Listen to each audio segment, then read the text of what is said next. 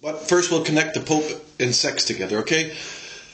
Really, sex is a thing, it's an event. It's like, what would it be like? It would be like having a meal. I mean, people like to eat food because they get hungry. And not giving people food, we've taken everything and put it behind fences, okay? We've tied up the whole planet, put an ownership tag on it, and said if you want food, you have to go work for it. It's the same as slavery. But we're not getting into that. We're getting into the fact that to forbid sex is like forbidding drinking water. It's completely retarded. We are sex. And everything we do is at least loosely related to our desire about sex and thinking about sex and having sex and dreaming of sex and wanting to have that sexual partner. And even if it is a fantasy and we know it's a fantasy, it's still sexual fantasy, and we're never ever free from at least a little bit of sexual thought, probably almost every bloody minute of the day.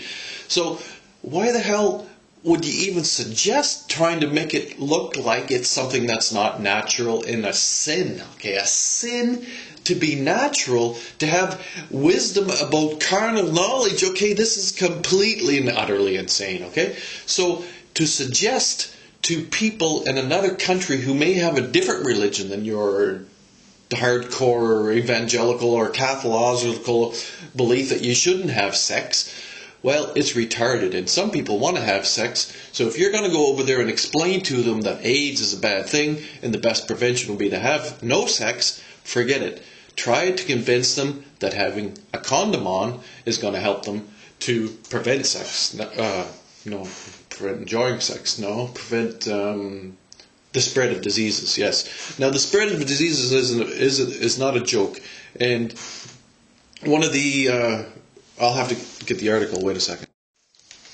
Now, this article by Bob Herbert is brilliant, but we're not going to talk about that. It's about how a bunch of women started praying, and they get together in I think there's a movie about it. What's it called? Yeah, Drive the Devil Back to Hell. I don't know much about it, but it sounds very inspiring. But I'm going to talk about this fellow just for a second because it fits into the thing. I'm sure it's all going to fit together. It's got to do with war, the Pope, and what's the hope? And are they going to kill Barack Obama? And what are we going to do to prevent them from killing Barack Obama? Because he's probably the sanest president the Americans ever had. And it would be a very good idea to keep him in power at least for his 8 years. No, 8 years is enough. That's, no more dictatorships here. Actually, the end of dictatorship would be nice. We've had dictatorship for a long time, actually. There's always been various ways to sell this dictatorship, but this dictatorship has always been mostly what we have, okay? We're getting away from it slowly. We're getting away from killing each other. We're starting to get sensible. I mean, it's all got to do with common sense, which means we have to talk about this Christ and Antichrist just a little bit, okay? Okay. The whole concept that there was one Jesus Christ and he lived at a particular time, this whole thing is clouding your minds, okay? It is not one person. It is, okay, this is what an antichrist is, okay? An antichrist is somebody that is the opposite of Christ, okay?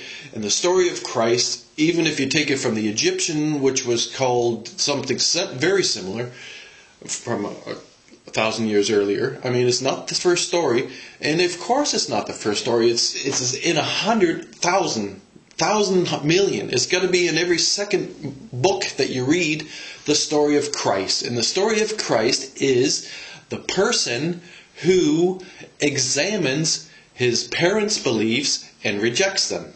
Always, okay? That's the first thing, because the parents' belief is always some kind of religious nonsense. And why does this story keep repeating itself? Well, take a guess, okay? And the Antichrist, of course, is the person who does not question anything that his parents tell him about belief. The parents say, believe this because Grandpa believed it. And when the child says yes, that is because the child is an Antichrist. Now, this doesn't mean the kid is evil. This just means the kid hasn't grown up to realize that his parents don't tell him always the truth, even though his parents read him various fairy tales and tell him this is just a fairy tale. Okay?